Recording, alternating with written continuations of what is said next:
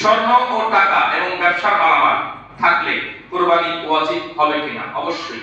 স্বর্ণ, টাকা, ব্যবসায়ী মালামাল তিনটাকে একত্রিত করে যদি বর্তমান বাজার দর অনুযায়ী 2,30,000 টাকা, কত বলছি? 2,30,000 টাকা তার প্রয়োজনীয় সম্পদে অতিরিক্ত থাকে। প্রয়োজনীয় মানে তার বাসার আসবাব, তার ফার্নিচার, তার যাবতীয় যে সমস্ত প্রয়োজনীয় জিনিস, এগুলো বাদে তার ব্যাংক ব্যালেন্স অথবা ব্যবসায়িক পণ্য অথবা স্বর্ণের উপর মূল্য, এগুলো যদি 2,30,000 টাকা বা তার চাইতে বেশি হয়, তাহলে তার উপরে যাকাত ওয়াজিব হবে।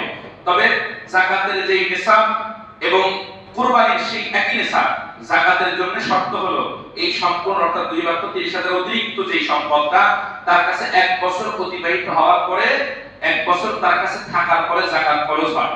আর কোরবানির যে 3 দিন আছে, জিলহজ মাসের 10, 11, 12, এই 3 দিনের ভিতরেই যদি সে মালিক হয়, 1 বছর অতিবাহিত হতে হবে না। 9 তারিখে সেই সম্পদের মালিক হইছে, 10 তারিখ তার কাছে আছে, বাস তার উপরে কুরবানি ওয়াজিব হবে। বুঝাইতে পারছি?